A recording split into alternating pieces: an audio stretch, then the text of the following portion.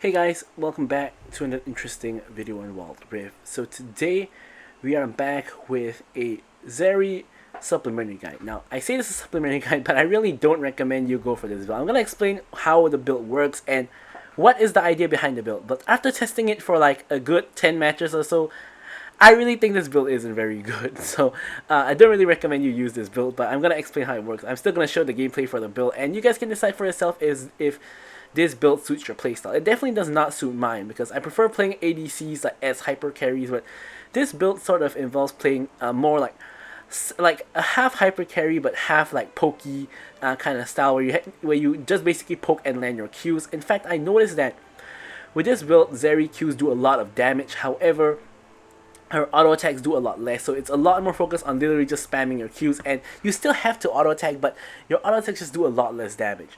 So anyways, let's just get right into the build and explain how it works. So firstly, you want to get a mana immune. Of course, this gives you mana, AD, and ability haste. When you evolve it, this is going to of course enhance the damage of your attacks and your abilities. Then you get a Triforce. Now Triforce is important for a couple of reasons. Firstly, the health for the tankiness. Secondly, ability haste because it's a ability focused build. Attack speed because Zeri wants a little bit of attack speed in her build to try to get close to the 1.5 attack speed cap. Gives you a bit of AD as well. Gives you of course all the movement speed stats which Zeri loves. And finally gives you the spell blade. This is really important because the main way you get damage in this build is you Q, auto, Q, auto, Q, auto. So the Q obviously gets enhanced by Mana Immune and Essence Reaver later on. And your autos get enhanced by the Triforce. So that's kind of the game plan of this build. Then the new Gluttonous, not new, but I mean it's kind of new, but the newly buffed Gluttonous Greaves for the Omnivamp and more damage. And then of course we have the Essence Reaver, which is going to give you more ability haste, more attack damage, and of course we're going to get that passive that allows us to have more damage on our abilities. So as I said, when you hit like third item Essence Reaver onwards, your Q is going to do insane amounts of damage, and together with your autos in between, your Q auto is going to do like a lot of damage. And then you move on to your last two items. So first up is LDR. This, of course, is going to be armor penetration item. And, excuse me, the main reason we go for this is it gives you, of course, the extra crit to enhance the damage of your Essence Reaver. But if you need the Grievous Wound, of course, feel free to go for Moral Reminder. And finally, as the last item, we go for Slurry Charge Blade, which gives us, again, more ability haste, gives us attack speed, which we don't care too much about at this point. But it also gives you the Sunburst passive, which is also another strong point because this is going to enhance your auto damage again. So when you Q auto, that auto is not only going to proc Spellblade, but it's also going to proc the Sunburst passive. So for the runes, honestly the most ideal rune page is honestly going for First Strike and Legend Alacrity here. So this is the ideal rune page. You go for First Strike, Brutal for the auto attack damage, coup de grace, or Giant Slayer depending on the situation. And because you don't have lethal tempo, you go for Legend Alacrity for the attack speed and Bone Plating for the defenses. Now First Strike is a very situational rune. What do I mean? It's technically the best rune for this build because it's a very burst heavy front loaded build where you like when your Q auto is majority of your damage is gone already. Then when you continue autoing, it's not gonna do as much damage as a normal Zeri build. So that's why First Strike is gonna get you a lot of gold. However, because I don't play this Zeri build in the ADC role because I don't want to play like a pokey champion in the ADC role. Of course, there's Varus, but I want to play like a true damage carry in the ADC role. So I normally play this if I get like mid or like top or something like that. So I play this in mid in general. So in mid, you're sometimes against a ranged mage, sometimes you're against like a melee assassin. When you're against a ranged mage, like let's say in this match I was against a Seraphine, and another match I was against like a Morgana mid, you can't take First Strike because they'll always disable it. Like with Seraphine and Morgana, they'll always just toss something and they'll disable your First Strike. It becomes completely useless because you can never proc the First Strike. So if you can't proc the First Strike, then it becomes better to go for lethal tempo and then over here go for bloodline because you don't need the attack speed because you have lethal tempo's attack speed. You go for, of course, First Strike if you're against melee assassins, for example Akali, Katarina, Kassadin, that sort of thing, where you can very easily proc your First Strike without them disabling it. So here lethal tempo, the alternative, which is what we went for in this gameplay, is of course allows you to gain the attack speed, and when you fully stack it you gain bonus attack speed. Now the good part about this is you get a lot of attack speed from Lethal Tempo, so you know it's not so important to reach your Solari Charge Blade, which you almost never reach by the way anyways. So that's kind of a pro and con, but overall I still think First Strike is better if you can afford to take it if you're against the correct matchup. For the spells is of course Ghost Flash, or you can replace Ghost with Exhaust if you're against a lot of assassins. So all that out the way, let's go ahead and show the gameplay for this build. Okay, so now moving on to the gameplay. Now, as I mentioned, I don't really like going for this particular build in the bottom lane, because the reason for that is I feel that in the bot lane it's a lot better to go for the full-on normal like hyper carry style of build, not this like poking auto attack style of build, because I think that overall, you know, it's more consistent to go for the DPS build. Now here I run into Rammus, getting a couple of auto attacks. Honestly, nothing too much here. This is a ward that I like to do, which is to get the Raptor ward in at level 1. Most of the time the enemy mid laner is not going to stop you, or the enemy jungler is not going to stop you. Sometimes what happens is you might run into the enemy jungler or mid laner at around the pixel brush area. If that's the case, depending on who you are, either take the fight or back off.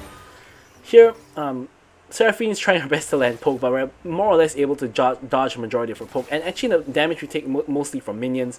So our main goal in this lane is to avoid getting poked as much as possible and take trades like this, where you know we can get more damage onto Seraphine overall. So here you can see that we've lost a little bit of health, but we've more or less managed to half health the Seraphine already. Of course, Seraphine has way better wave clear than Zeri, so most of the time she is going to have the pushing lane if she uses her spells on the wave. So here you can see once again she uses spells on the wave. We're going to dodge out and we're going to try to land a little bit of poke on her. Landed 3 auto attacks, which is, you know, pretty decent, of course with the help of the strike through from our E. And here once again just dodging her abilities. Of course we walked into the second cast of her Q, but it doesn't matter too much. You know, we're just going to quickly take the plant and, you know, get healthy again and just clear out the wave. You can see here now we're more or less almost full health and mana, where she's about half health and mana instead. So we're doing pretty well for ourselves at the moment in terms of trading with the Seraphine. So here once again we're trying to look for a trade. She gets the W odd. Here we land our own W, which allows us to chase her down. Now honestly I knew I couldn't kill her here, but I was trying to force a summoner spell. I was trying to force the barrier, which I didn't manage to get. I did get the barrier. I was hoping to get the flash as well, but she didn't panic, kept cool, and was able to just walk out. Now I could have alternatively flashed on top of her. She would have been forced to flash away, but overall trading flash for flash is not what I'm looking for in this scenario. I'm just looking to force 3 summoner spells. So since she backed and I cleared the wave, I'm gonna back as well. I'm gonna pick up the tier. Now of course, as with any other mana immune build, the issue with mana immune is that it makes your early game a lot weaker, because you're gonna be lacking a lot of damage in the early game, but you make up for it by a lot stronger mid and late game when you get the mirror mana. So here this whole time I'm trading with Seraphine, but I'm very aware that the jungler is of course Rammus, and with Rammus you want to be very careful, because if you overextend, he's going to engage on you and you're pretty much just going to die. If you get engaged on by a Rammus as an ADC, majority of the time you're going to die, because you get knocked up, you get taunted, and the CC duration just allows whoever else is with him to just kill you. So I'm being really cautious to be always aware of where he is this whole match. I've been doing that for the past 3 minutes as well, but of course I haven't really talked about it so much, which is the main reason why I put the Raptor ward, which basically shows you where he is on the clear. Here you can see I'm pinging my team to retreat from Rammus. I'm keeping track of where he is at all times. I know he's not on the bot side of the map, so you can see I have my bot side bush warded, and I'm leaning towards the top side of the map to of course put as much distance between me and Rammus as possible, and also get vision of him if you know he is coming. Here you can see he walks through my ward, so I know he's there. I think he actually tried to run back to avoid getting seen by my minions, but he obviously doesn't know that this bush is warded, so I already know that he's there. So again he goes to bot lane, tries to go for another gank in the bot lane, but of course the bot lane should be able to see him because he's gone in and out of vision multiple times already. Again, dodging out Seraphine spells as best I can, picking up the fruit for the healing. So we still know Rammus should still be on the bot side of the map. Here he is again showing on the ward. This time he just rolls right past the minion, so now we know he's gone to the top side of the map. Darius here is actually trying to solo the skull, so I thought that he should try to be really cautious here, because I thought that Rammus was going to go to the skull, but turns out he just goes back into his jungle and farm. In the meanwhile, me and Seraphine are just doing the normal thing of just like straight up just trading non-stop. Here I try to go all in, dash forward with the ulti, get the barrier again. And because Rammus is in the area, I'm going to have to, of course, just back away. I pop the ghost to just run away. And unfortunately, we don't manage to kill the Seraphine, but we do manage to get her flash and her barrier. Now, this is a really strategic quote-unquote trade, because here I traded my ulti and my ghost for her flash and her barrier. So I was hoping that in the upcoming Dragon/Herald fight, my team will be able to kill her because she doesn't have any more summoner spells. And whereas my ulti is not as valuable because I only have a mana mean. I'm not going to be doing so much damage anyways. So I decided to just trade that, and I still have my flash if I need to run away in the ensuing fight. So that was my general idea. However, you know, the best laid plans sometimes just doesn't come through. Here, Darius even rotates to try to contest the Herald, but my Gwen decides to go for to contest the Dragon. Sorry, but my Gwen decides to go for Herald instead. So here, Darius tries to go in on Morgana, gets the hook in. Rammus tries to go in, gets the root double charm, and here I'm going to flash out. Here you can see we're just kiting away, and we're able to secure the kill onto Rammus. Seraphine dies as well. Now here I honestly make a mistake. I was trying to bait the Garen into chasing me, which he obviously did, but the mistake I made was dashing sideways instead of backwards. I thought he wouldn't be able to reach me if I dashed sideways, and I was still able to DPS and run at the same time. However, I failed to consider that Garen has a speed up on his Q, which allowed him to reach me and basically kill me and trade 1-for-1, which makes you know, him dying not too bad, because at least he got a trade. So kind of a poor mechanical play for me, which, you know, led to my own demise. However, you know, it is what it is. So now we're just gonna try to salvage the situation, hit back to lane, and just go back to farming minions. Obviously, both objectives are now off the map. I will say on a side note is that my goal of Seraphine getting killed by my team was indeed achieved. Without her flash and her barrier, she was taken down by my team. So here I'm trying to go in again. I know I'm not gonna kill her once again, but once again I'm just trying to trade my ult to force summoner spells. And the reason why I'm doing this so much this game is because with this Zeri build, you're really weak in the early game anyways, and you're highly unlikely to kill anyone even if you get a good ult in with your ult and just attack people non-stop. You really need help from your jungler to do that. Here I see the Rammus at the side, so I'm quickly popping the ghost immediately and just running all the way out of there to make sure that I'm not caught out by the Rammus. Rammus is actually now making his way over to the bot lane, which I am pinging, of course, the bot lane to retreat. And here I managed to push in the wave, so I'm going to just back and go, of course, back to base to try to get more items. So here we have the Sheen. Of course, the Sheen is going to help a little bit in terms of our early game prowess. Of course, with the extra Sheen damage, it's going to help us quite a bit. And we're once again just heading back to the lane to just pick up farm. Here Darius is going for the tower. He has the Demolish, and he's 3-0 with a Black Cleaver, so Demolish does a pretty decent amount of damage. We're able to finish the tower. Morgana tries to stop us to no avail, and we're able to now also just clear out the middle lane. Seraphine and Morgana both here. Morgana actually flashes on top of my head, uses everything, gets the chain CC onto Seraphine, and I literally cannot move or do anything for like a good 3 to 4 seconds or so. I just die a slow and painful death. However, my team is able to finish the job for me. Darius able to pick up a double kill, going unstoppable. Now he's on the rotation to the bottom side of the map, grabs the Jhin. Jhin can't escape, gets ulted under the tower, gets the reset, puts down the stacks onto the Seraphine, plays patiently, renews the stacks, and gets the ulti on Seraphine as well. So the Darius is absolutely insane. He's 7-0 at the moment, hard carrying our team at the moment. I'm not doing too hot, at least not yet. I'm 1, 2, and 3 at the moment, not doing too hot at all.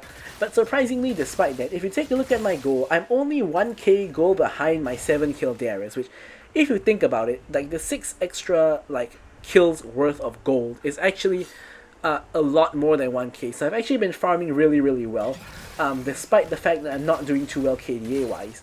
Once again, I spot Rammus in the bot side, so I'm going to stand toward the top side. Now this is really important because this leaning allows you to escape ganks a lot more easily, and furthermore, specifically against Rammus, if he tries to roll into you, you have minions between you and him, so he's forced to ult if he wants to hard engage onto you, which is always, it's always a good thing to force the enemy team to use more resources than what they would rather do. Here I eat a Seraphine combo. Rammus tries to go in on me. I'm going to, run outside of the range. Here I pop the ulti. Managed to pick up the kill onto the Seraphine, and with the death of Rammus and Seraphine, this looks like it's going to be a free dragon for my team. So here, I'm just popping the ward over the wall just to see if anyone is going to come, but we're going to secure the dragon as a team here.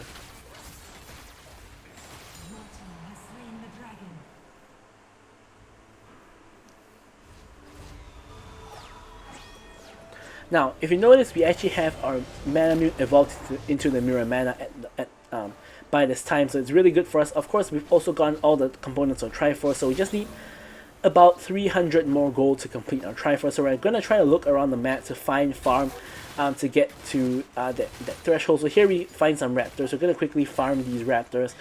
Again, probably maybe a camp or two, or maybe with a wave would be able to get us to the point where we can, of course, get what we're looking for, which is the Triforce here. Next wave is coming in, so we're rotating, trying to pick up this wave. I think this wave, should do it, should be able to get the Triforce after this wave.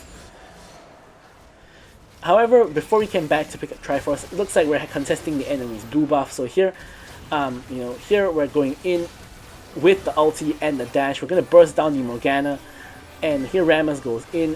Here, once again, I just get taunted and I can't move, I can't do anything, and I of course end up dying. Can't flash, can't ghost, can't do anything. So I'm picking up my Triforce, and I'm looking to build a QSS soon, because 2 of my deaths out of the 3 have basically been due to the CC. Because, there's so much CC on the enemy team. Silence from Garen, the taunt, as well as a knock-up from Rammus. Seraphine, of course, has the root, the charm. Jhin has the root as well, and Morgana has a stun and a root. So QSS value in this game is through the roof. Of course, you can't actually get Merc Treads anymore to get the Tenacity. You, of course, can take the rune though, Legend Tenacity, but we did not do that. So here we are going to, of course, need to get the QSS to just cleanse ourselves of the CC should we get hit by it.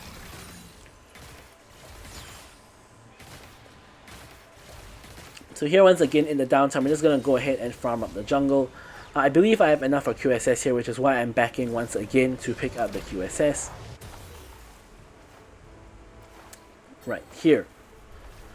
So now of course we are going to go ahead and go for the Essence Reaver next. So here the enemy team should get objective bounty off the bot tower. I honestly felt that we could have defended this tower if Vayne went ahead and put some pressure, but she decides to give up the tower, so I'm just going to walk away. No reason for me to go there anymore. Here, Jhin nearly walks into me. I nearly get a free kill / KS off of him just walking straight into me, but Vayne is able to secure the kill, and I'm instead going to secure the Raptors. Now that bot wave has pushed into a very safe position, I'm going to go ahead, rotate bot, and clear the wave. Now as I'm doing that, I notice a fight basically breaking out in the mid lane, so I'm going to quickly rotate and not go for the last 1 or 2 minions. Quickly going to rotate and see if I can contribute anything to the fight. I'm hopping the wall, flashing in with the ulti. We get a kill onto both Morgana as well as I think it was Rammus. Here we're chasing down the Seraphine as well, and we get the kill on her. I get a triple here. I don't chase the Garen because I know this isn't a Pensa since there's one guy dead, but I didn't realize that Jhin was actually going to revive here. If I realized that, I would have chased down the Garen, hopefully got the Quadra, and perhaps could have tried to get the Pensa from Jhin over here. With the Darius to hook him in, it would be a possibility. However, we go for the less greedy play of just going for the tower and not trying to just chase down the Garen. So here taking the Thresh Lantern out. Here enemy blue buff is up, so we're just going to take it for denial purposes. Of course, getting the blue buff on Zeri to get the cooldowns and the mana is going to be really helpful as well. So it's not really a bad thing to take blue buff, especially when it is the enemy team's blue buff. So here I'm just going to hop across the wall, make my way back to the bot lane, and quickly clear out these minions to get the farm. So here, the enemy team see me on the bot wave. So what they are doing is now they are going onto the Baron. So Here, honestly, I felt my team, had this fight in the bag. So I'm just like casually farming up the Rift Scuttler. Then I'm making my way over to the fight, because of course Dragon is going to be up really soon. So here the fight's going on. No one on my team has died yet. I'm gonna hop over the wall on the flank, pop the ghost, go for the one shot onto the enemy Jhin. Then I'm just gonna chase down the Morgana, kill down the Morgana, and since there isn't really anything better to do at this point, I'm just gonna go ahead and chase down the Garen. Hopping the wall, cut off his escape. He ends up running towards the tower instead, and here we're just gonna finish off the kill onto the Garen. And with that, we get a lot of gold, so we're gonna go ahead, reset, and pick up the Essence Reaver. So here we also managed to get an additional cloak. Honestly, I wanted to get the Last Whisper, but we don't have enough gold for that. Here we're going to go for the dragon. Pop the blast plant the wrong way. Whoops. So here we're going to go for the dragon. Hopping the wall, just blasting down the dragon. Making sure to pop down the ward. Rammus can see him in mid lane. He's not going to come here. And Gwen secures the dragon. So here I'm trying to go back to farm, but look at what my team is doing. They're all grouping in the enemy jungle. Enemy team looks like they're going to walk towards us. So here I'm joining my team to make sure I'm there for the DPS if a fight breaks out. Condemn onto the Rammus, but no real fight breaks out at this time. I think the enemy team would have known we're here by now, so they're not going to walk towards us anymore. So no real fight to be had anymore. So here, since I have red buff, I'm just going to let Vayne take the other red buff, although my red buff is expiring really soon. But you know, Vayne taking red buff is alright as well. So here, I'm just going to clear out the middle wave. Thresh whiffs the hook onto the Seraphine, doesn't really hit anything, and it's not really able to do anything afterwards. Here, Darius is kind of aggressive in the enemy jungle. Here we spot Rammus trying to take his Raptors. We're not going to allow that. We're going to steal it with our W and steal his camp. And honestly, nothing too much to do at this point. We could try to start and force a Baron if we wanted to, but that's a little bit dangerous. So here, enemy team decides to pick a fight with us. So here I'm just blasting on the Garen, who's not taking any damage because I don't have the Last Whisper. So I'm going in, gonna go ahead and kill, you know, the Morgana instead, who was a much easier target. Here I'm gonna QSS the CC. I'm gonna get the kill onto the Garen. And here, we're going to be able to get the Baron with 3 people dead on the enemy team. Only Seraphine and Jhin are left alive. Whereas on our side, only Vayne died. So this should be a relatively free Baron for us.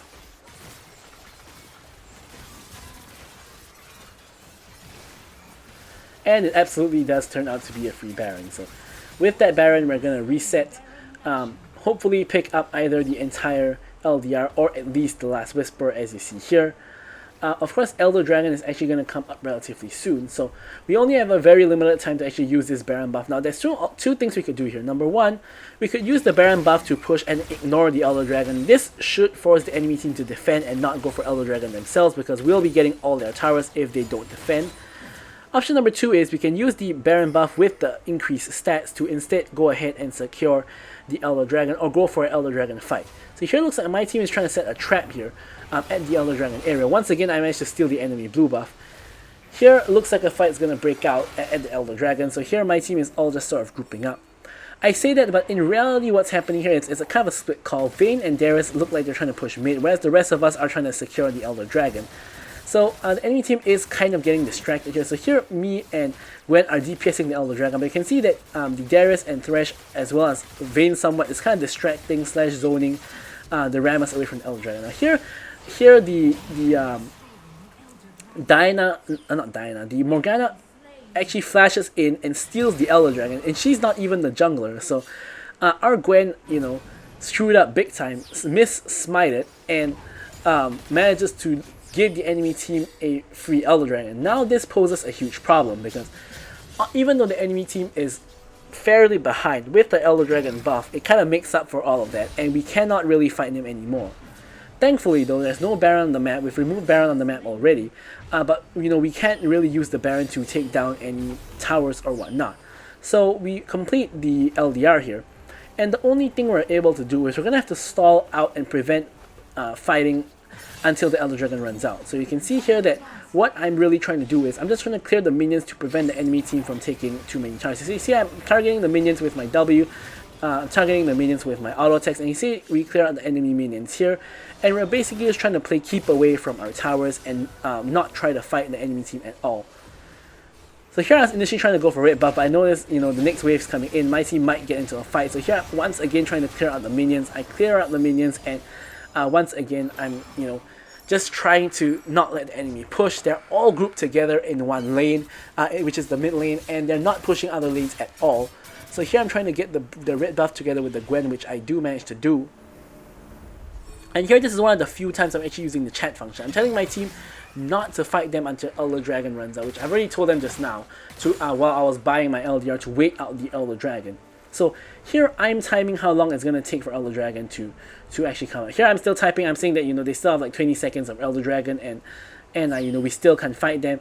But we can see that based on the Elder Dragon timer and the Dragon timer, the Baron timer, by the time Baron comes up, they're not going to have Elder Dragon anymore. So at this point, their Elder Dragon actually runs out. But of course, our timing is not second perfect, so to be safe, we're still avoiding fighting them to prevent ourselves from getting destroyed by the Elder Dragon, which is non-existent at this point. But as I said, you can't time exactly. I mean, you can actually time exactly to the second, but I kind of didn't do that in this match. I just roughly got the timing of the Elder Dragon. So here, you can see Baron is up, and here you can see I'm actually you can see where I'm typing to my team here. I'm gonna actually stop for a second and type my team here. I'm typing to my team and telling them that the Elder is gone. So here I'm trying to tell them to fight now. So here Elder is gone, and we should be able to win this fight because we are still the stronger team. I'm dashing in, going in with my ulti. We get the kill onto the Rammus. We're trying to get the Garen. We get the Baron. We're gonna dash the wall, gonna get some kills, and unfortunately we die to one of the bullets of Jhin. So unfortunately we did die, but our team kills them all. We get the Baron, and from here we're gonna be able to end the game. Enemy team actually just straight up surrenders, so we are able to just pick up the victory just off of that. So you can see how this build of Zeri kind of works, but it's not that great. I'm gonna leave you guys with the stats as usual. Thank you guys so much for watching the video, and goodbye.